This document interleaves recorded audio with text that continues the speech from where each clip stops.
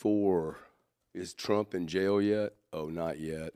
Have we launched any nukes? God, I sure hope not. I mean, everything on the planet seems to be going horribly except GameStop. It just goes straight up based on nothing. Yeah, let's see here. Let me pull this up. Welcome back to St. Pete there, Sam. Yeah, good to be back. We were just in Austin for Consensus. And before we even talk about GameStop, what do you think? What do you think of Consensus this year? I thought it was, Here we Sam, go. get your damn, that sounds better. I was like, why am I echoing now? Damn, I feel it's like. It's weird hearing myself a little bit. I don't like it in both ears. Oh, you just do one? Oh, yeah. That's smart. Much better. Yeah, what do you think of Consensus? Almost didn't go. We had planned for you to actually not go, remember? And yeah. Then you decided to go, and was that a good? I think it was a good decision. I was basing my decision on last year going, and I thought it was a really not a good show. This year it was very high quality. I did not meet nearly as many people as I would like to. I think I need to figure out how to do this whole video thing and also continue the business. There's just a lot of other people. Like there were a lot of people from my old world, energy and payments. I mean, I saw private equity there that most people would not know they were there. Like there were private equity there that I used to work for in the energy space. Probably the biggest, most substantial private equity player in energy around the world. Companies or people? No, these are companies, man. I think they run 7 multi-billion-dollar funds. And it's interesting. They're really interested in the AI piece. They're scared to death of going into crypto. But I see them I see these two stories very parallel, both AI and Bitcoin. So they'll end up in Bitcoin eventually. It's just their mindset. There are payment companies there. I mean, I'm at one payment company. We're doing $35 million a month in transactions for crypto. Interestingly enough, they didn't really even understand they're going to be known as a dealer broker, which has some implications to it. Which you need to spend some time on these tax rulings. That came out in August. That would be really helpful. You should do a video on that. I was thinking of doing a video where you, educate me on the pitch. Yeah. And just doing that. And then also going over the thing I haven't reviewed, dealer broker laws. Yeah, we'll get with the team in Chicago and New York and talk about Norm, and Perry can also give you, the team from Node 40, they can give you a really good understanding of the regs. Maybe even hook you up with like Jameson Sites at PwC and some guys at KPMG. They've done a lot of work on it. The other thing that I thought was very, very interesting at Consensus was when the crew and us were walking through. I think I know Ryan was with me. Ryan does our camera work. And I'm walking up and down the halls. Within 30 minutes, I had talked to 4 accounting firms. And Ryan made the comment, he's like, oh, now I see why you're so interested in Node 40. You know, you don't notice things until you're like really notice it. It's kind of like I heard somebody say the other day, you know, if you buy a Ford 150 or you buy see all the other Ford, any car that you buy, you see all the other cars. You immediately start to notice how you're similar. And I think once you walk in with somebody that's interested in tax, accounting, forensics, audit, and I'm talking about Node 40, people start looking around going, oh, wow, there's XYZ. There's all these different players here that are trying to figure out how do we deal with this new landscape called digital assets without shooting our legs off. I mean, these are very old kind of school legacy players. They don't tend to move fast, but they don't want to miss it either. So that was really, really, that was very interesting. The other thing, Sam, I noticed was because of the world I came from, I saw people there, men, who I've been talking to about crypto for 4 or 5 years. And they're like, nah, not really. They lost a few of their staff to some big crypto companies, some big funds. And who do I see there? I see two guys from private equity out of payments that have never shown up here. I mean, these players are monsters, man. And they're now here, like the head guys, taking notes, making phone calls, walking around the trade show. So very, very different quality of player. I didn't see the waste that I had seen before. Like I've seen some tremendous waste, hubris, like buying yachts, renting yachts, having big parties. I didn't see that. I mean, there were some cool parties, but they were very controlled. A lot of meme stuff going on, a lot of token business going on. But yeah, it was awesome, man. A lot of political people there, as you know. I'll leave it with you on the political side. What did you say? Well, those were some of my highlights. Having gone to so many of these, normally the bear market, they're really small, and you see the dedicated builders. When you're in a bull market, there's way more people, but there's a lot of scams and a lot of like BS. I think this might be the first time I can confidently say that we're kind of in a bull. There were a lot of people, but I didn't get these scammy vibes. It was like, oh, we're in a bull, but the players have changed. It is more professional, more institutional. I think this was the first conference where I really saw that, as opposed to just being shilled the next, 100x crypto token. You know what I mean? Yeah. So this I thought was really cool. Yeah, the political players there, I think some of my highlights were I got to interview John Deaton. We had about a 35-minute interview. Sorry, I missed that, by the way. I was really wanting to do it, but I just got I got hammered with. Yeah, well, and he's super appreciative of everything we do, and it was a great interview. It was a really great interview. Meeting Tom Emmer, who's the majority of whip on the House Republican side, talking to him about Bitcoin and kind of strategy and kind of like a closed door room setting. It was really cool. Is I said, hey, yeah, we did a fundraiser for, Congresswoman Luna. And he goes, oh, that's why she's so pro Bitcoin now. Really? Yes. He's like, is that you? Is that your fault? The reason? Whoa. And I was like, yeah, we're in her ear. And so he was really excited about that. And I even asked him some other questions because I was like, hey, what was it like working for our governor when he was in Congress? And just some different notes. Really friendly, down to earth guy. He's from Minnesota. And he was kind of talking about some of his goals to make Congress very crypto friendly and being anti-CBDC. I asked him some strategy questions. So really just down to earth guy, which I thought was really cool. There were a few fundraisers there for some politicians. There was one for John Deaton, one for Ron Wyden, who's a Democrat, and then one for a Republican in the House. But it was crazy because you had consensus happening during Trump being found guilty. You had Biden vetoing a resolution that would have overturned some bad SEC guidance, which was a big deal for the crypto community. So now Biden has not backed down on being anti-crypto. You actually had... Well, he vetoed the FIT 21. He vetoed... Congress? It was no, Congress. the thing before that. So there was... and we can actually even pull it up and look at it. I'll show you. So there were two bills. Right, FIT 21 was one of them. And then this, I think, was the SOB, SAB 121. Okay, so the SEC put out some terrible guidance, accounting guidance that directs financial institutions holding crypto for customers to keep the assets on their own balance sheets, which means if I have 10 Bitcoin at Coinbase now has to say that's on their balance sheet. So Congress used rulemaking authority to essentially say the SEC is overstepping their bounds. They're not allowed to do that. So both the House and the Senate passed a resolution saying the SEC does not have this authority.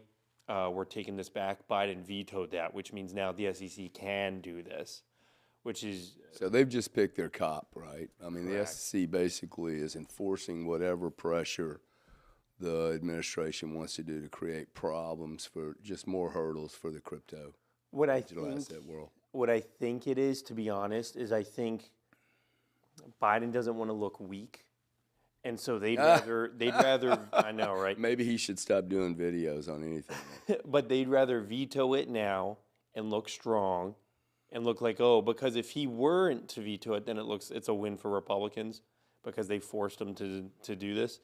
He'll veto it now, say, I'm my own man, I'm strong, crypto people can't make me do anything, and then try to maybe court crypto people a month from now so that he can say I'm strong Yeah, and I'm friendly with crypto. that boat's floated off the wharf, bro. Okay, that boat's I know. gone. I mean, But crypto guys will chase a lot of shit, but Biden ain't one of them. No, and Ryan Selkis, who I got to meet and talk with also, he's been roasting Biden for a long time on Twitter now.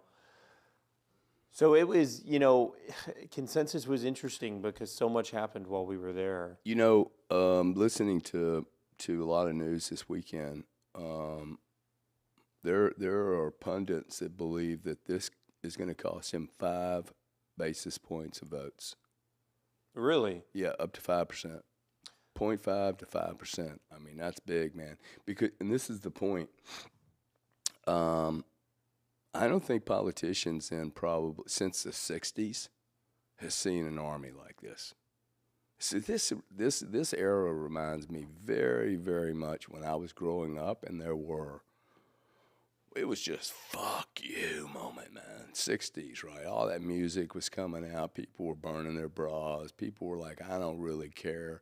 I'm going to have free sex. Fuck you guys. Stop telling me what to do. Stop Vietnam. It became very clear that our government was out of control.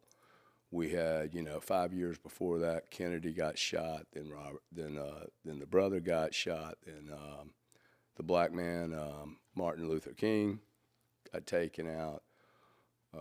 It's just pre-Nixon, right? Then Nixon gets taken out. I mean, there's a whole deal on Nixon that I had never, ever studied before. And where Woodward came from, the magic press guy. CIA, right? He'd never been a journalist in his life, man. All of a sudden pops up, and does the whole knockout on Nixon, who was also threatening the CIA, right? Like, and here we are again. Man. I just think that all the moves that this cat's making in both Biden and his enforcement agencies, it looks to me like the guy in New York, the judge, is like totally cocked just to take out Trump on any, like, they're just not using the .50 caliber this time, right? They're not using the kinetic energy, the weapon. They're literally using a political bullet to cook the presidential election again. I think it's like, I never really thought about it being cooked before, but I'm starting to think it's been cooked before and it's being cooked right now. It's really disgusting for me to see this. And I think it's going to flash back on them.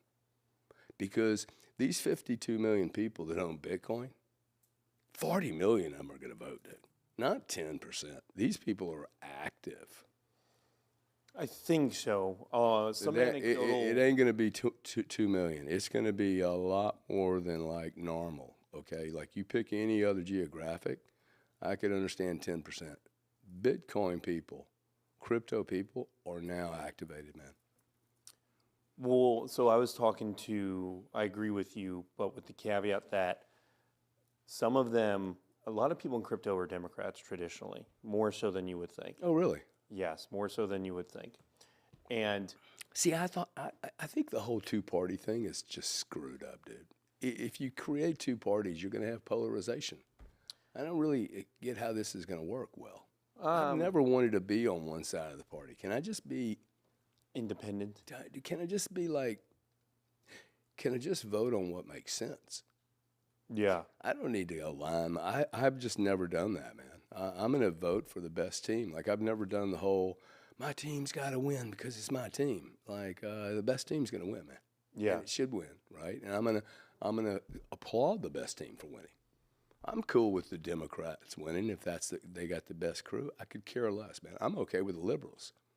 I just see these votes being wasted right now, though. Yeah. There's one guy, that cat right there, who's the only guy that can fix this shit. This cat deserves, in my opinion, and even my friends that don't like the guy, I like Anthony Scaramucci. I do not know why Anthony's going out of his way to hurt this cat, because the other guy that we have is a bad option. We will go to war, man. I mean, I'm hearing shit in the Ukraine right now, like it's insane. one moment we're like neutralizing Israel from doing anything, and then we're just going to go bounce into the Ukraine and do some crazy shit. You know, it's funny. I was talking to some people. My only fear about my position in Bitcoin is this administration, the Biden administration, and the shit they could possibly pull off. Literally, it's like, oh my God, I have the perfect play on, and it's going to get screwed up by some idiots. It's my only risk factor, but there's nothing I can do about it because it's going to screw up everything. Anyway, I got way off, but I think there's going to be a lot more than 2 or 3 million people vote. The big question is, like I was asking some people at the conference who voted for Biden previously, I'm like, okay, so you're going to vote for Trump now? And they just said, no, I'm just not going to vote. Yeah, whoever said that to you, I think that's a huge mistake, okay? That's moving into just total apathy. That's not. But that's always the big question is, are you stealing votes from one camp and moving them to another? Or are you just canceling them out? So maybe now people simply can't vote for Biden, but they're still not going to vote for Trump. Yeah, you show me somebody that immigrated here from Spain, from the Ukraine, from Russia. I'll show you somebody that's going to vote. Yeah. It is amazing to me how many European people, like I did an interview with a Ukrainian guy at Consensus. He may have been the most American guy that I met. Okay, the only people that don't like America are people that have been living here their whole life. The people that have moved from somewhere else and they live here and they're trying to create a living, they will tell you this is the easiest place in the world to create a living. So the elections of 2018, 2020, and 2022 were 3 of the highest turnout elections in their respective decades. About 2/3, 66% of the voting eligible population turned out. So these are the highest proportions, and it's still only 66%, though, of the people who can vote. Yeah, that's total. But I'm picking a specific demo, right? I mean, one of the things that we could do, if we're being productive, and I always like to, bring in solutions, is I think on November the 1st, I should be reaching out to my neighbors and my friends going, hey, listen, I'm going to go vote at 10 on November the 2nd. I'd like to go with you. In other words, caravan together. Now, what does that accomplish? One, it gets everybody out of their a little apathy. Hey, let's go have lunch, dude. We're going to go vote first. We have a little party together. The right to vote, man. The right to vote. We have not always had that. Go ask anybody that was living in the Roman times, dude.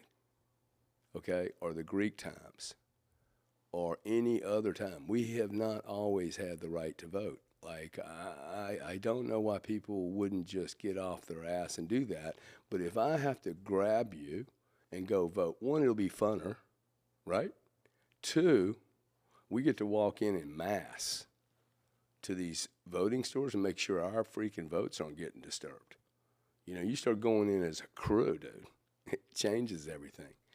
So if you think there's any possibility of people going in and voting and it's an illegal vote and you're going to sit and watch CNN, you are part of the problem.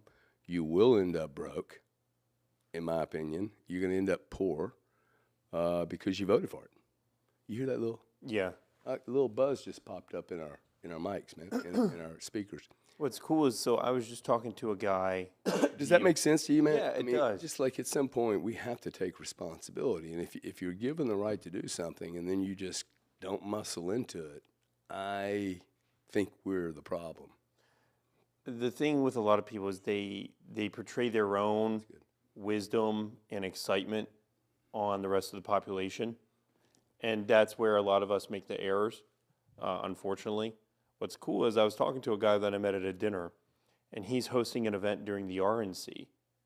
And he's like, I want a whole pro-Bitcoin, pro-crypto side event at the RNC. I'm like, hey, let's talk. Let's see if we can not make that a side event. How do we get you in the RNC? And then another guy. I'd like to do. See, that's cool, dude. Another guy posted a tweet. I think it was David Bailey, who's head of Bitcoin Nashville. And he was saying, if we printed 100,000 Bitcoin shirts and yard signs to distribute and sell at Trump rallies, what should our slogan be? And I tweeted at him, I said, you have to close the identity gap in order to have maximum amount of influence. So the shirts should say some variation of Trump loves Bitcoiners, Bitcoiners for Trump, or Trump Bitcoin 2024. What do you think about that? I like it, man. I mean, I think we should do some work on it. Get off zero. You know, I love get off zero, and get on Trump. You know, get off zero, get on Trump, something like that. But like we'll come up with a few cool ideas. But dude, I would love to be involved in that project. Okay, I think that's a really good, really good identifier. And you know, hey, your point for you guys that didn't pick this point up, you know, I'm doing some more political stuff. The reason I brought Sam on was because I really believe there's an angle here, a very, very important angle. And the first few Congress people we've met with have both, a week or two after we met with them and talked to them about crypto, and they understood, like we understand what's happening, they're starting to hit us up with, hey, this bill's coming across. What do you think? You become an authority. Well, guys, like this is why you need to support me and the channel, okay? Like the more people we get to follow us, why am I doing the political angle? Because I'm bringing in more mature people into the Bitcoin community. We're getting ready to do something with the military that brings in more mature people from another part of the world, and then that will tie into the political piece and the economic piece, right? And like I just think, like I'm trying to get a much bigger space in here of high quality people. That was what I was so impressed with at the trade show. The difference in quality. There's still some, you know, scammers there. I mean, I met one of them, ran into one. One of them interviewed me, and he got chewed into pieces, dude. How so? What do you try to sell? Well, it was a particular guy that was trying to box me into a couple of meme coins, and like he just ends up looking like a fool. And I don't even have to go. It didn't even require much energy, you know. But my point is, I think the people that are showing up here, if your game isn't really on, and you don't really know what you're doing, and your knowledge is, oh wow, look at this super chat, and your knowledge is really skin deep and not very broad, these professionals, guys like me, are going to figure it out so fast, and they'll just ask you one other question, like, what service are you, what problem are you solving? And they can't answer the question. It's pretty embarrassing on their project. Josh Bryant, thank you very much. $20 super chat.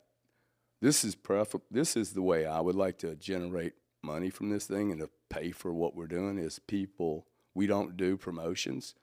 I hate the idea of somebody calling me up one day and going, we don't like the way you talk about X, Y, Z. Like, I just hate that, right? So thank you very much, Josh. Appreciate it. It'll pay for 3 coffees, and we do appreciate it because I love my coffee. You want to talk about GameStop? Well, I want to talk about, first off, what did you learn as, good morning, Gorilla Time. And everybody that's watching, thank you very much. Appreciate it. And we love your comments and questions. I really get off on people asking questions. It's a good way to keep the conversation going. First off, this was the first time you've traveled with me at one of these shows. What did you learn outside of your political piece? Did you learn anything at all, or outside of the you know, your particular genre? Yeah, I think. Other than hell, what Gary really likes to hang out late at night.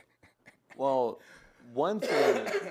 Here's one thing that I'll give you a few things. One's about business. One's about you personally.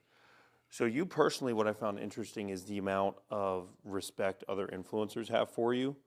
And I think that's because even these influencers in the space are looking for something more mature. A lot of these people, if you've noticed, their first business that they've done is media, right?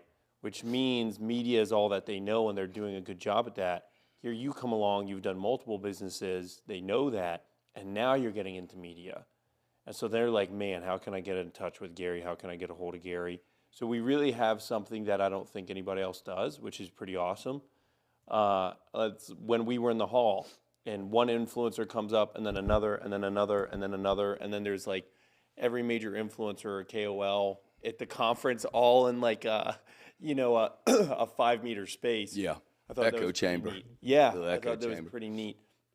On the Yeah. business side, probably what I gained the most was some of the one-on-one meetings I was able to just listen in on. Either they were at the, I guess two of them were at the Four Seasons, right? And just Yeah. kind of listening to you guys talk and how, one, you sell and how you target a customer. Well, now, when you say sell, because I get this a lot, people confuse me, I think, sometimes with my brother, but did you see me selling or asking lots of questions? Yeah, so when I say sell, like you can sell yourself just naturally by being a good person. I don't mean like, oh, you're in a salesman mode now. But what I would say is you can identify when someone is your audience. And that's how much time you'll spend on that Right. person. To me, that's the sell. The sell is, oh, this is someone I should spend an hour with as opposed to 15 minutes. Right. And so being able to see you differentiate and then be like, and so the harder part was, okay, so then what did that guy say that made Gary say, okay, I'm going to spend another 30 minutes here, and kind of figuring some of that out. Because any meeting could be useful or completely useless, but within those first 10, 15 minutes. And so just kind of learning what some of those tickers were for you, especially when it came to Node 40, I think was useful. Yeah. Which I'm still ignorant on, so just got to do more of that. Other than that,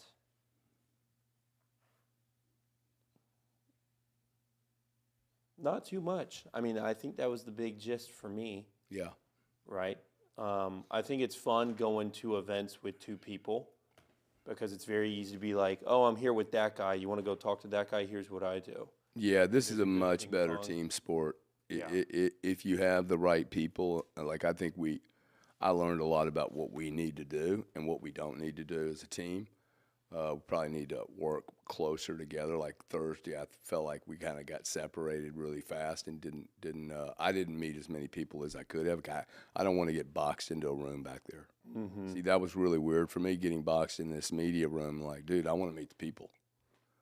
I want to meet the It's- vendors that spent $200,000 Yeah. on a trade show. It's it was a good show, and I'm more confident about these shows. Like I'm more confident about Bitcoin Nashville, just based on the quality of people I saw go there. Well, Bitcoin Nashville should be interesting because consensus is Bitcoin and everything else, Right. right? Whereas Bitcoin Nashville is supposed to just be Bitcoin. So I think it'll be a slight. Oh, you think more- so? It's supposed to be. It's supposed to be. I'm not saying that's what it is. This is a real mistake for the Bitcoin guys. Okay, when you do that, I know everybody wants to be, hey, this is the pure, this is the Catholic Church and this is the Jewish Church. Yeah. The problem is, if you do a Bitcoin only, it will be so expensive.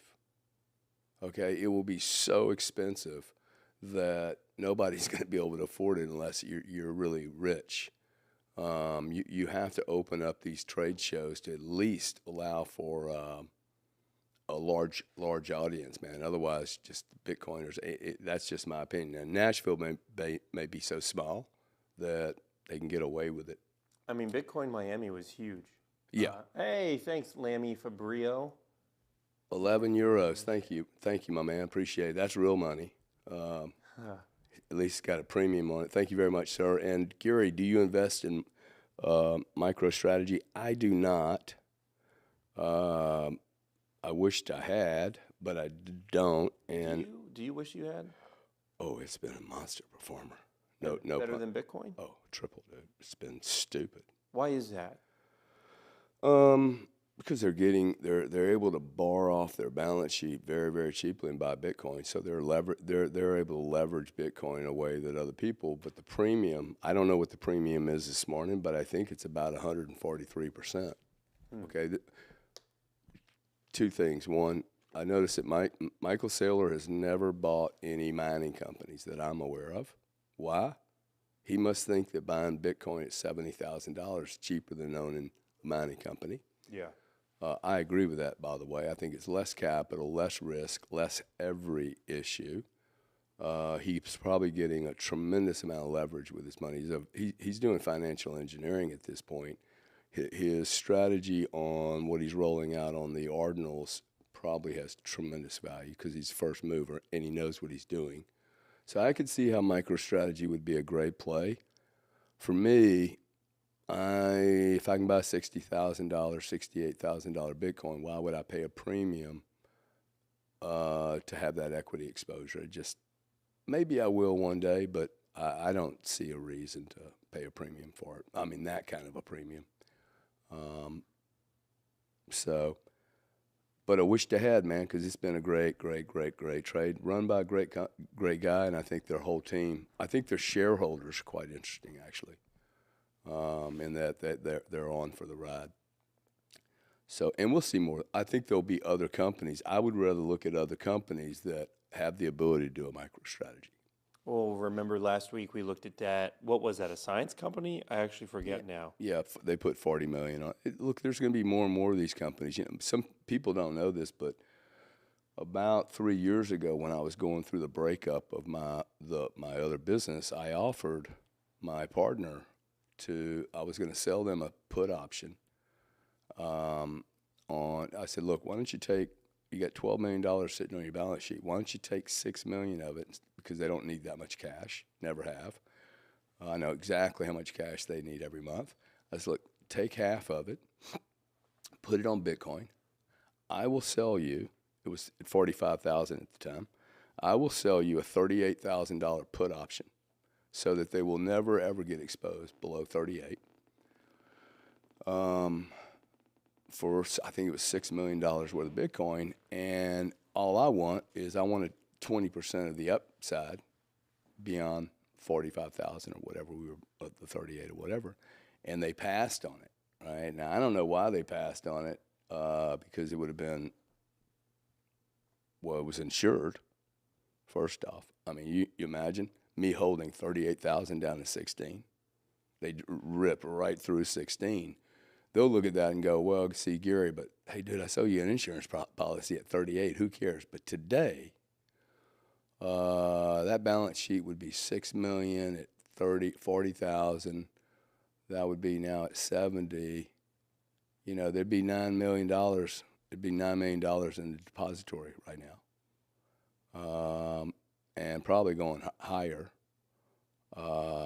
More and more people will look at this. Okay, this is a no-brainer. For me, it was a no-brainer to offer because I owned part of the company, and I was pretty comfortable with the long term, and they don't need the cash. See, some of these companies don't ever go into M&A. They're not going to use the cash. They're going to just keep doing their old business, and that's where the mistake starts. Because imagine, I'll sit here and talk to you about, hey, why are you keeping cash in the bank? Why would you keep cash in a bank? It does nothing. It creates nothing. It produces nothing. And it only gives the bank all that cash to play with, right? They get to fracture that out when I can put money to work. So if it's true that an individual shouldn't keep money on the balance sheet, then a company, unless you have an M&A strategy to do something actively with that money, why are you keeping money on the balance sheet? It should be getting either invested in something, expansion, or it should, Berkshire Hathaway Class A just dropped 99%. That can't possibly be true, but I'll take a look at it. There's just a computing error. Gerhard Schneider says this. I sure hope you're not smoking me out there, Gerhard. We're going to check it out. That's a big deal. Oh, yeah. New York Stock Exchange technical issue impacting some stock prices, incorrectly showing. There you go. Oh, wow. Oh, Legacy World having some challenge, too. So it's not only Bitcoin that has problems. Yeah. Speaking of Legacy Wall Street, you want to move to GameStop? I mean, I got teased this morning because this weekend I went, who would buy this shite? Yeah. And a bunch of my European buddies reached out and said, this cat has lived in England before. Look, he's using English language. It says audio's too low there, buddy. Is it really? You guys having a problem with audio? Because I listen to these in the background and they sound perfect. I don't know. It's just some people are. Hey, turn your damn volume up if you can't hear me, man. But look, this is insane, right? I wake up this morning at 6:30 and I get tweaked. GameStop's up 80% after my comments this weekend about who would buy this shite. Like, I can't make a living doing this, dude. But this cat posted, I guess, Hello Kitty. Yeah. Tell us about it, bro. Shares more than doubled in pre-market trading on Monday, that's today, though gains later paired to $40 per share at the time of writing, a jump around 75%.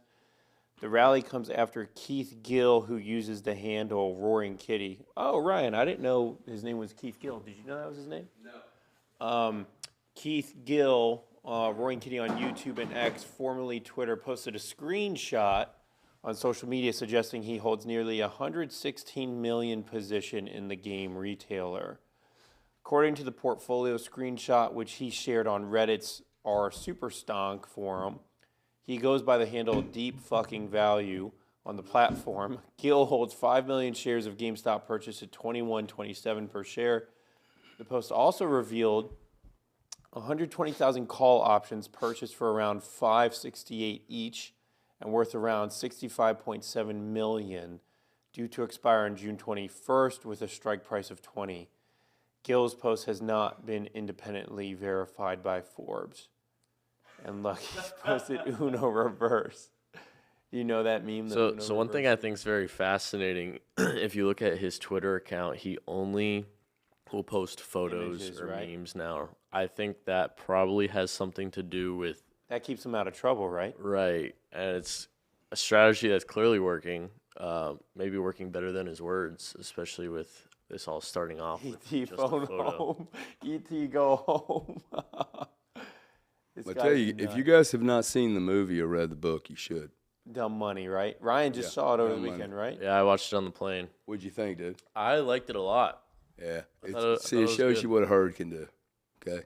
Shows you what a herd can do. And like, this is my point on the politicians you have never, ever, ever seen an army like the crypto army. Dude, they're going to get out and vote. I know these people better than you, okay? These people are jacked. They're drinking Monster drinks, and they're jacked up. They want to make a change. Let's prove Sam wrong, guys, okay? I'd love to know a vote. There's 52 million of you people. I would wish 52 million people would be listening to this.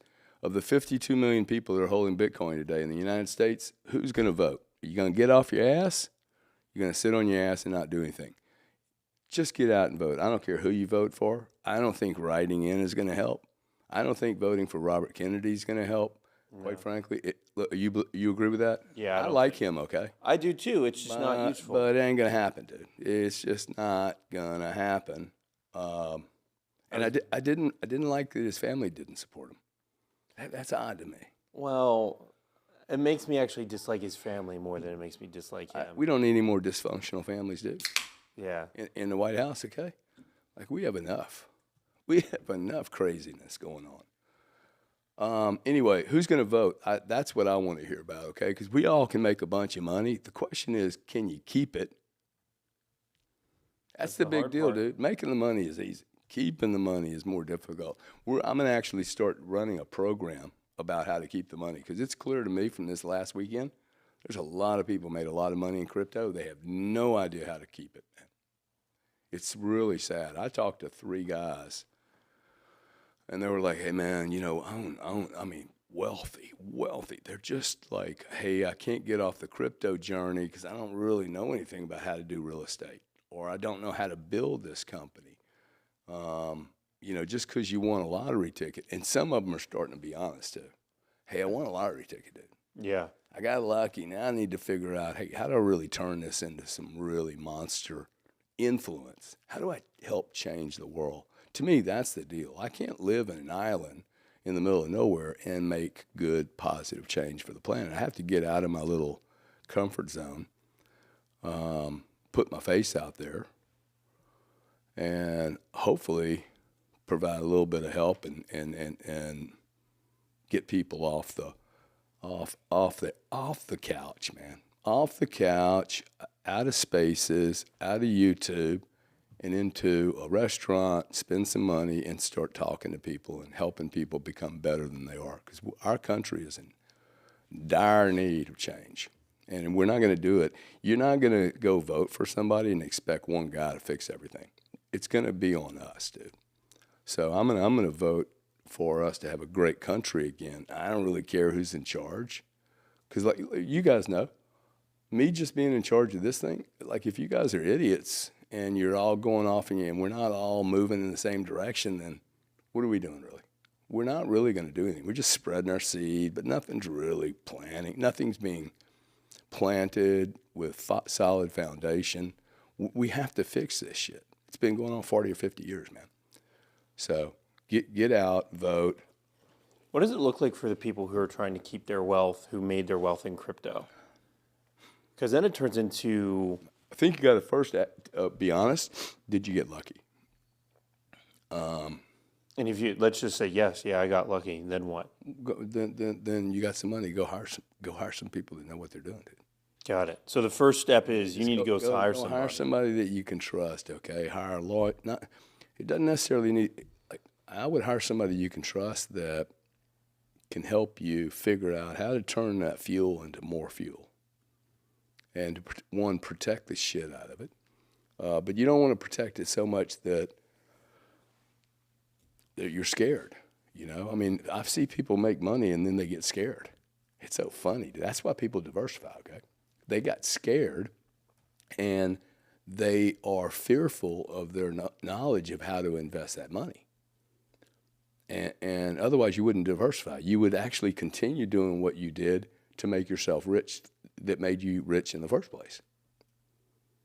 Right? Yeah. See, I've never done this. I made a bunch of money and then just sit down and stop.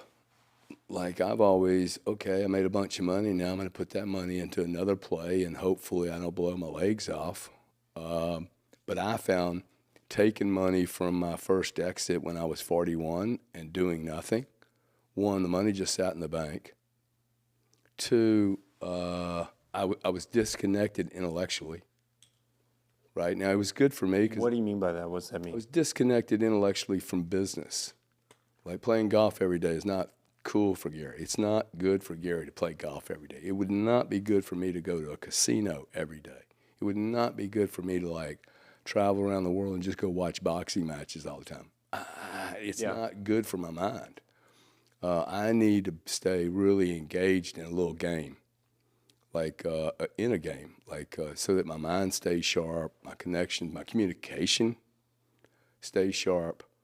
Now I needed to take some time off because I'd spent 22 years working, but I wouldn't.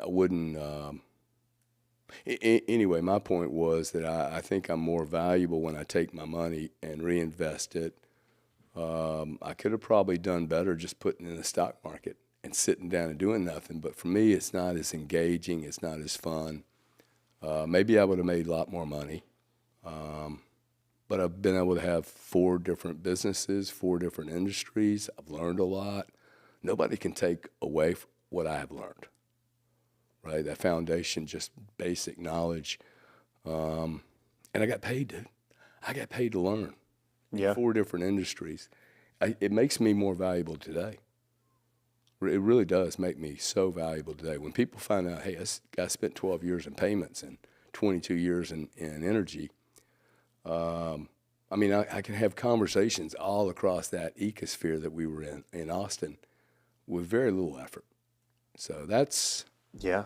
That's what I would tell them, and I think it's becoming clear to me that a lot of people, more people, are going to make more money in crypto today in the next 5 to 10 years than all the money that was made prior, even though there was $3. Okay, because they're going to keep it this time. I think a lot of people didn't keep it. I think a lot of people bought $3 Bitcoin, sold it for $3,000. And then went into private equity, tried to build companies, and those companies have not done well. Okay, they might have gone up and then come down, but they've not been really offered the kind of financial freedom that had they just kept it in Bitcoin. that they would have just, and the amount of people that have used Bitcoin to buy things. Can you imagine that? Can you imagine buying Bitcoin and then using it to build a business? Bro, can you imagine buying a $50,000 car, okay, with 1,000 Bitcoin today, and looking at it going, oh my God, that's a $700 million car. Wow, that's painful, man. I think that's a good point, that's though. painful. I'd like the point that, because, you know, a lot of people are like, man, if I would have just, I've had the conversation a lot of times, man, if I would have just gotten in earlier, I'm not going to get into it. Woulda, coulda, shoulda, man. Yeah, exactly. And I'm like, but a lot of these people didn't keep it. We don't understand how a lot of these people who got lucky, did not keep it. They Were didn't not keep able it, to hold man. on to it. Well, and they didn't, and it was riskier then. Okay, like I'm telling everybody, it's not as risky today. If there's no one losing these coins today, and no one losing $70,000 coins, dude. There's more access to it. There's just more of everything. Let's get to GameStop, though, because I think this is interesting. Could this happen in crypto? If it can happen, a short squeeze like this, yeah, I am having a hard time getting rid of the cola. I'm on my second stack of steroids, 2 antibodies. No shit. Yeah, I got something really funky. But I don't take good care of myself either, guys. If I'm really honest, I probably don't eat as well as I should. I do run pretty hard when I run. So what do you think, man? I mean, would you jump in here and buy some GME to make a big old spanking return? Absolutely not. Stock's at what, $40 right now? This is one of those woulda, shoulda, coulda. Maybe I would have bought it back in the day just because I thought it was funny. You know, and that's why a lot of people bought. I mean, I think what was interesting is the movement behind this. A lot of people didn't care about making a return. I honestly don't think they cared about making a return. I agree, dude. They were just having fun, right? They were having fun, and there was a giant middle finger to these hedge funds that they were trying to, you know, screw over because they were shorting GameStop. You know, and to be honest, like even with some of the meme coins, like we've even talked about Doge. Yeah, why not? Why not throw some cash for a middle finger? Just because I hate these people, quote unquote. Doge, why not? I think it's a cute dog. Maybe it's a bet on Elon, right? It's my money. I can do what I want with it. I know I might be throwing it away. Yeah. I'm having fun. Yeah. Yeah, well, I tell you, on that point, I have been in many, many rooms. In fact, I was in one last night. You know, I go in and listen to some of these rooms. Not necessarily people that I know, and somebody noticed me, and it was I think the room was called, "Is anyone really making any money?" And I was like, "Oh, that's interesting." And there was a bunch of crypto bros in there that I did not know, you know, a bunch of their faces or cartoons, and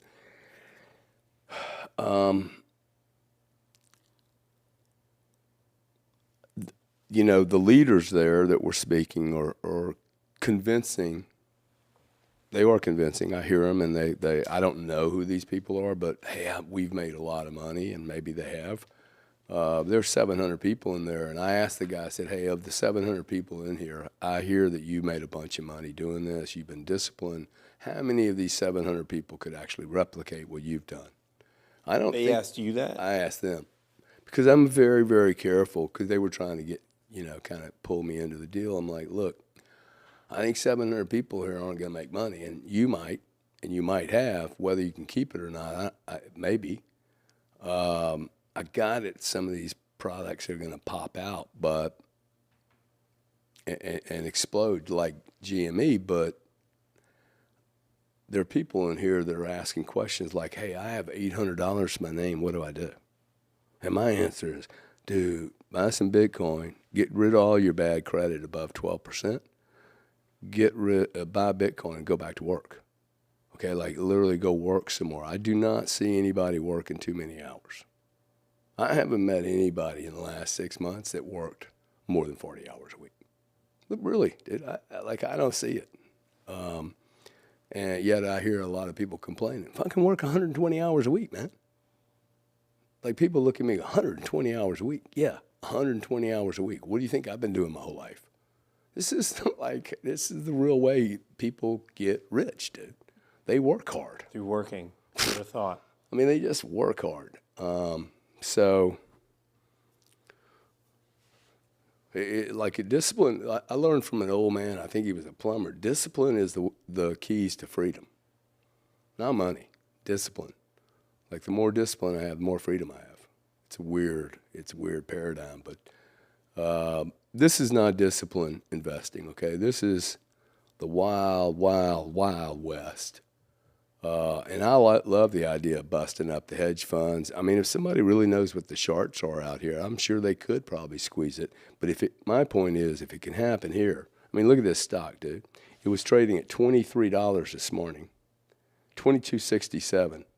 It opened at 40.46, up 80%, and now it's down to 30.59, okay? Went all the way down to $27. So it's had a 50% correction in 1 hour, 2 hours. It's a big swing. Cool, dude. Do it with, I mean, this cat's doing it with size, right? So it wouldn't be the way I would take care of my kids' future. Did you see Microstrategy founder Michael Saylor agrees to pay $40 million settlement in D.C. income tax case? Can you put that up? Yeah, I had not seen that. That No. just came out. Well, good for him. But what caught my eye was the $40 million deal is D.C.'s biggest ever income tax fraud recovery. They sued him in 2022 for allegedly not paying income taxes while living in the district. Saylor disputes the allegations and said he settled to avoid the burdens of litigation. Yeah, because the litigation's the punishment. Yeah, $40 million. that's right, folks. The litigation is the punishment. Who did he settle with? District of Columbia. Florida remains my home today, and I continue to dispute the allegation that I was ever a resident of the District of D.C. Yep, long arm reach, man. Long arm reach. You know, I paid a $100,000 penalty after 2.5 years of to the FTC. Oh, that's right. 2.5 years of emails, letters, subpoenas, comments, questions. U.S. government took 2.5 years to tell me that he thought me and my partner owed him $100,000, and we done some some egregious thing. Cost us $7 million in fees, bro. 2.5 years of my life dealing with a government that has no requirement to even tell us what we did wrong, much less identify the damage that they think. And to come up with $100,000, to spend $2.5 million, 2.5 years of government funding, $7 million of a private company that employs 350 people in the United States. See, that should be illegal for the government to do. And then they go to Google, who has a de facto monopoly. And say, how can we help? No, and basically go, hey, you're committing egregious crimes and transferring data and blah, blah, blah, and all they do is pay a $2 billion fine, and they're allowed to continue. Okay, like this is not okay because that makes it impossible for a guy like me to survive. I can't pay $2 billion fee. Okay, to me, if you keep getting hammered by the EU and other government agencies to stop doing things that are not, you should be stopped from doing business. Instead of just slapped with a nice if little I fine did you something can that afford. wrong, dude, stop me, send me to jail, man. Right? Stop me from being a participant in the marketplace. A lot of them just like the revenue. Like you can Dude, it's guarantee. fee collection, dude. Yeah, DC's like, wow, we have $40 million. Time to waste that away. Yeah.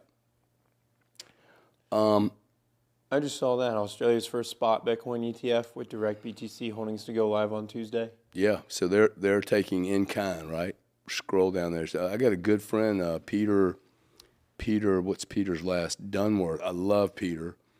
He's in Australia. If you guys don't know Peter, you should try to follow him. Follow him on X or LinkedIn. He is a source of monster knowledge. Peter, I hope you don't mind me giving your name out, but The cool thing about this world is that I'm able to meet people all over the world. And Peter's one of them. He's a really awesome cat. Let me see if I can find him. But if you're in that part of the world, he would be a good source to understand this. But this is in kind. I have friends of mine that think that the U.S. will end up going in kind. I'm not so sure, but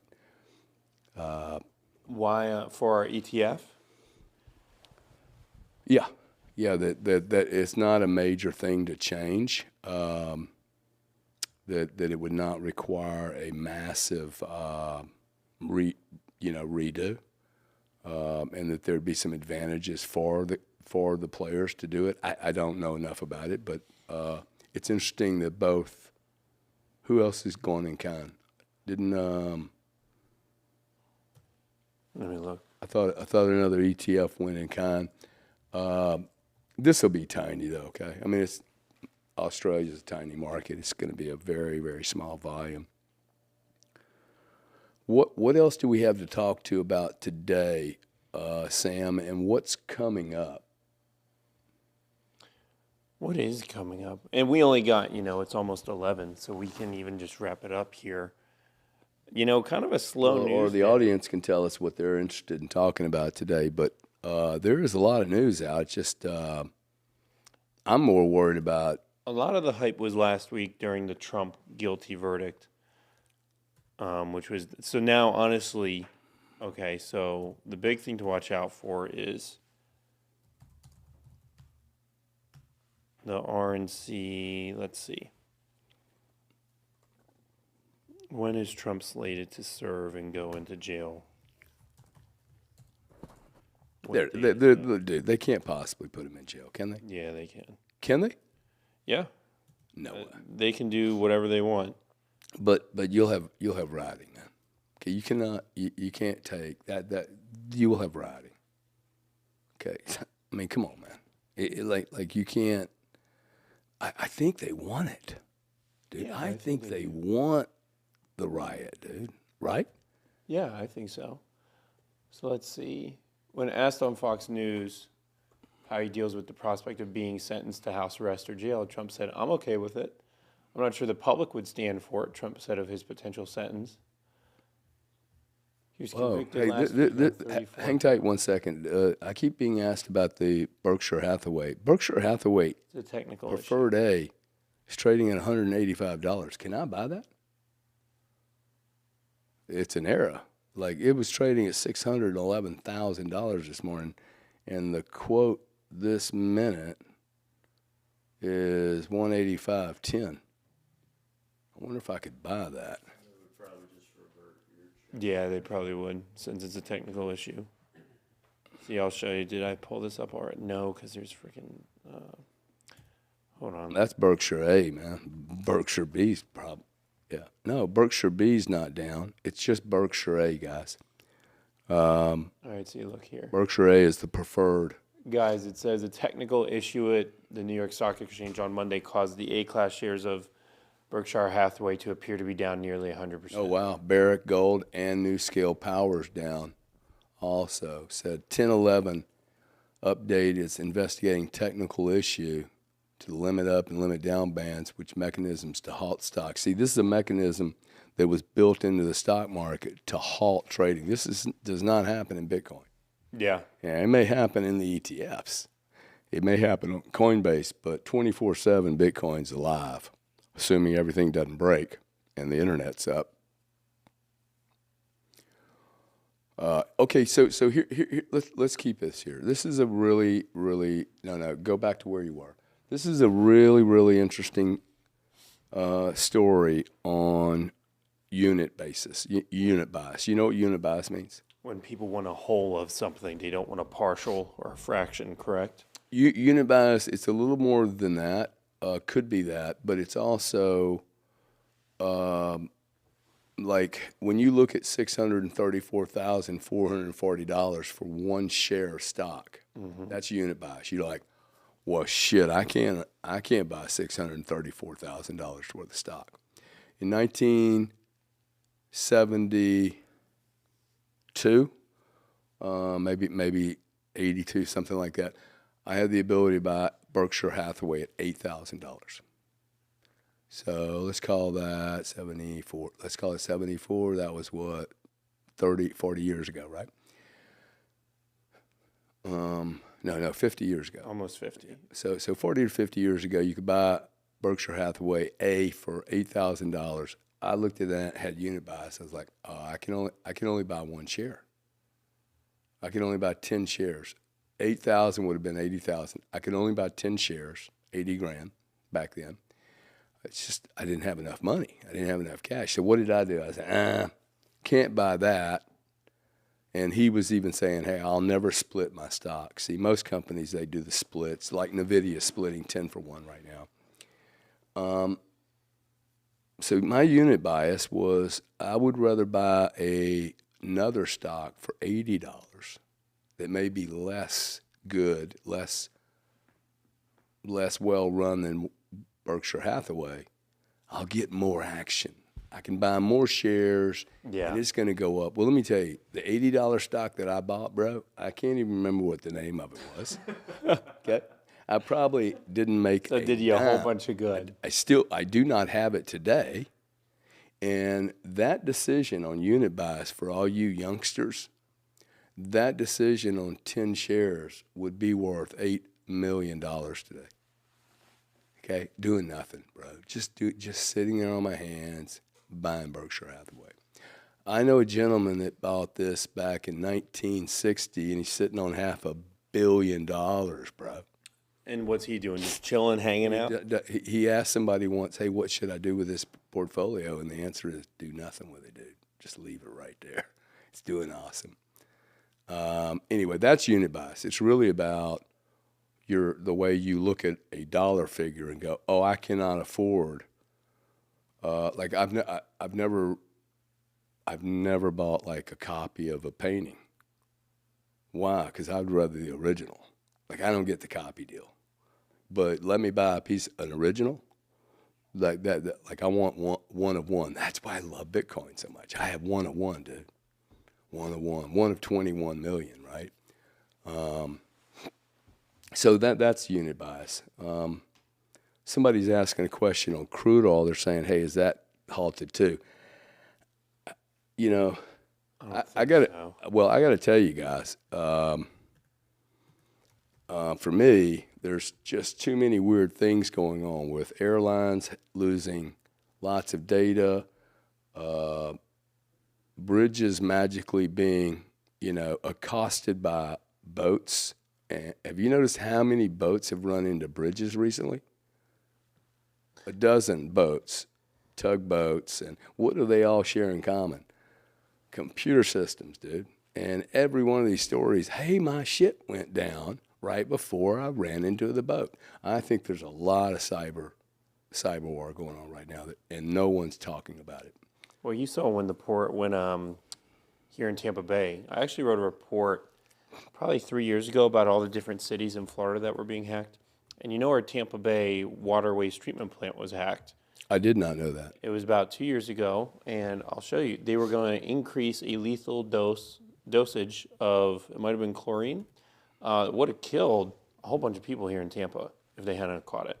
Wow. Tampa Bay water facility hacked. And of course, you never heard about it. It's even, look at this. I'll show you. And this will be a good note to end on. Yeah, while you're pulling that up, by the way, crude oil is down at $74.60. Crude oil is a pig, okay? Crude oil ain't going to ever see $120, guys, unless there's an event, a war event. Crude oil's a dog. There's way too much of it. I think natural gas is like, what is natural gas doing? Because last week, sorry to get you off track here, but Henry Hube's futures contract, we were at $1.60 just. Oh my God, man. We were at $1.64 in April. And that market's run up $1. It's going to $2.66. I mean, it went straight up. I was very surprised that it went down so low. And that, $1.67, what does that mean in price per kilowatt for Bitcoin? These prices are low, bro. I started my career and the price was $7.63. Shows you what you want to see what technology could do. For nat gas per unit, it was $7.63. Today the price is $2.66. Okay, a month ago it was $1.67. So when you guys think the energy companies are making a bunch of money, they're getting hammered right now. Okay, nobody's making money at $1.67 nat gas. They're getting absolutely hammered. But technology is increasing the ability for us to grab very, very dense energy. I don't even see how the EV market's going to actually stand up to these kind of prices because it's so cheap. Anyway, back to your comment on. No, we'll just end with this note. You guys don't know how much our society can just be taken over via computer. This is in 2021.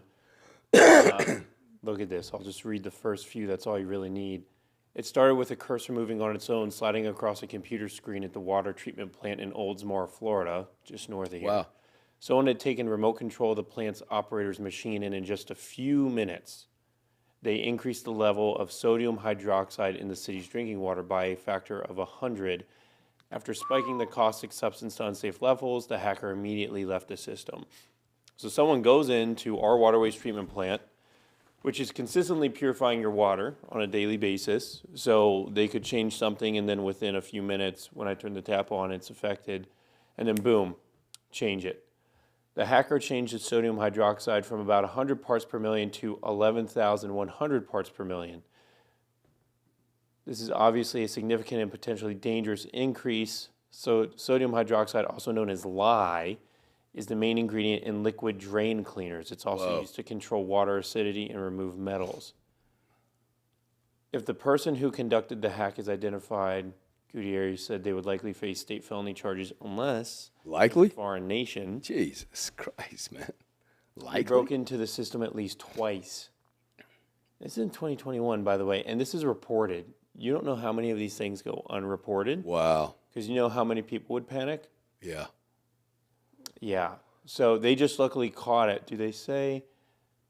We have pH alarms throughout the system, the city manager said. So obviously if you change the alkalinity level, the pH changes. That would have been an alarm throughout the entire system. So even if we hadn't noticed it right away, it would have alarmed to all our people to notice it quickly. Unless they shut the alarms down. Right? Crazy, isn't it? Yeah, people don't understand how sensitive our modern society is to some of these issues. Yeah. Yeah, it's concerning. Yeah, before we close, so we got Bitcoin at 69,000. It hit 70, breached 70. Oh, let's read some of the comments. Gary, did you change your phone number yet? Yeah. Yeah, I changed it. Let's see. Solana's it's just kind of sitting steady. Ethereum's up a little bit. Not really. CoinMarketCap? Yeah, I'm just no, I'm on TradingView. Microstrategy's up 5%, while Bitcoin's up 1.8. Clearly, it's getting a lot of leverage. Amazon's up a little bit. Nvidia's at $1,126. We started talking about it. I own Nvidia at $70, bro. You want to hear about a painful story? 2 years ago, I owned Nvidia at $70. And you sold? I had to. I got margined out because I wanted to hold Bitcoin. I had to dump something. You know, like Nvidia, 2 years ago, you could have picked up at around $100, I think. And it's done a 10x. This is a real 10x, I think. This is a real company with real moat, real margins, a head start, dude. Like that thing that sounds back in. I don't know what it creates that, Ron. Sure, It has to be something. You hear it too, right? Yeah. Might be the new wire. No, but it comes and goes though. Can the audience? Ooh, now I don't hear anything. Can the audience hear that little buzzy sound? No, I don't think they can No, because it's in the headphone, not the microphone. Yep. So it's just us. Still hear it? No, now you don't hear anything. But you Secure hear your nothing. own water source. Yeah, see, I think that's a good idea. Secure your own water source. Go to well. Yeah. It's easy here in Florida. Oh, You can do very it easy. anywhere. Punch a hole. Yeah. Absolutely. Yeah, I have all the gear to punch Are you it, drain on it. well Yeah. here? I like being on well water. Okay, and then what else were we going to talk about? I think that's it, right? No, that's it for today. Hour, 10 Dogecoin. Dogecoin's is back in number 8 of all the crypto. I'm surprised. hilarious, huh? The miners are, dude. I mean, Iris Energy was up 16% this morning. Now it's up 10%. It had gone over 9. That sounds cleaner. TerraWolf's doing nothing. I own TerraWolf. It's just done nothing, man. Cypher Energy's at 372. It's up slightly. So it's going to be interesting, man. It's going to be interesting. Don't know if I told you, but I dumped my XRP that I bought a long time ago and I was playing with as a call option on the. But I converted it to Bitcoin at 52, I think. You make some money off of it? No. I actually took the loss. I wanted the loss because I hadn't owned it for a long period of time. So I wanted the loss. I don't need to be right on all these things. I need to be more right than wrong, and That's the key. You just got to be more right there. And XRP just has no story for me. Like I look at the story now, and I'm like, it just is not performed well. It ain't Bitcoin. It's never gonna be Bitcoin. And it may do well. I hope everyone makes a shitload of money. My little 2,000 share position did not change the market, okay? So don't don't become offensive toward me because and the tax loss was probably $12, so it's probably not even meaningful. Woo! This position was so tiny. The amount of grief I got over this position was hilarious. Anyway, just wanted to be transparent for that. I did convert it to Bitcoin. I probably bought 0.111 Bitcoin. Anything else I have? I don't think I have anything else. I think we have spaces tonight, right? Yeah, we do, 5 p.m. Now, why don't we do those spaces also on YouTube? Why wouldn't we run them parallel? Spaces is a different platform, so what you would have to do, I think, and Ryan can correct me, you'd have to almost screen record the space and then upload a live stream, a screen record onto YouTube. Like right now we're doing a functionality on video between YouTube and Twitter. Spaces is specific to Twitter. So because YouTube has no equivalent, it doesn't mean it's necessarily interoperable. But isn't Twitter doing video now? Yes, supposedly you can do video with spaces. I haven't seen anyone try it. I think the only con for you is with spaces, you like the ability to walk around, lounge. And I do. Don't want to be on video the whole time. It does make it easier to be able to move around, because I'm a bit of a I'll be eating or moving cooking or junkie. Yeah, you can get stuff done. It's like radio. But like tonight, I don't know why we couldn't, just turn on the YouTube and then do Twitter, and if you're not always in front of the video, you're not. Well, I guess you'd have to be sticking. But couldn't you just run them separately? So I've seen one other person do it where they run a Spaces live stream on YouTube with a space, but you want to provide the audience on YouTube with some sort of visual. So yeah, right. You'd have to be on camera. For a couple hours. Okay. One last thing. I don't know if you saw this. I didn't ask for permission to send this poll out, but I put a poll out because a lot of people have been asking me to debate my brother, and the poll came out with like a 60%.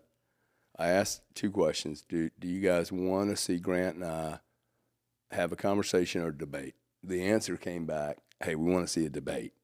And 46% of the people said they wanted to do it on video, and another 14% said they wanted to do it on audio. I think some people find it just easier to listen to. But just because you're watching it on YouTube doesn't mean you can just listen to it. I'm looking at when did you do the poll? Let's see. Saturday. Anyway, man, I thought the response was huge. I've sent it to Grant, so we probably need to reach out to Grant and say, hey, I think what people want to do is they'd like to see a series of these debates with us on certain topics. Yep. It'd be good to do one and go, hey, what topics? I think for sure real estate versus Bitcoin, but I think there's some other entrepreneurial things we could do. Like, and Grant, I'm open to how you want to do this and what topics, but like one would be, you know, do you work for yourself like he did his whole life, or do you work for other people like I did? You know, and that you can have success both ways. What are those tricks? How do you do that? What's the upside, the downside?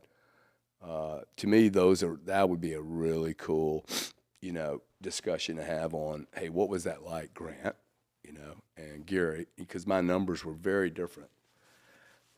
Excuse me. My wealth probably showed up quite sooner than his did, and then when his did, though, it was just in monster volume, right, for a big period of time, and continues. So anyway, I thought that was cool. If you guys want to see Grant and I do something like that, let us know, and let us know what the topics would be. Really appreciate the super chats today from the peeps that gave it. Sorry, I can't remember your names. Everybody that's made comments, thank you very much. Crypto in my veins, Tim France, JL1245. Really appreciate you guys being here. Please send this out, subscribe, like it. It helps the algorithm. Tell other people. Man, I did probably 2 hours of work this week on how Google manages all this data. Like, there's a lot I need to learn about the algorithm. And there's people I met at Austin that they are so focused on what's turning the algorithm. I don't think that I really know what I'm doing here other than just being myself. There's some people out there really fine-tuning these numbers. Benny's the other guy that told me that. He said, dude, it's all about the algorithm. So we probably need to put our head down. I'm probably going to have to go to a class. In fact, does anybody know a really good class or people that I could talk to about how to supercharge this thing? And the other thing is, if anybody knows how the fuck I can keep my Instagram account up, dude. Okay? It's so frustrating. I have 3 Instagram accounts been destroyed, and they're telling us that we grow too fast and I'm an imposter. It's ridiculous, man. If anybody knows how I can get my Gary Cardone back, because I am actually Gary Cardone, I would really, really like to know how that works. To be turned off on Instagram and to have a decision, I think, Ryan, what did you tell me? Their entire governance, their decision was made in 10 hours? No, it's like 10 minutes. 10 minutes. Once you appeal, it's decided. We appealed it, and you make a decision in 10 minutes, and I'm the real guy? Like I don't understand what algorithm they're, like, what data are they pulling on? If they're telling me I'm not a real guy, what other bad information do we have on Instagram? Is it all bad? Because they're telling you I'm not the real me. So they're literally saying 180 degrees, I'm not the real guy. Well, that's incorrect. Facebook, Instagram, Mark Zuckerberg, Our Meta. favorite. It's incorrect. You are literally lying to the public that I am not Gary Cardone. It's like uncool. There should be a lawsuit.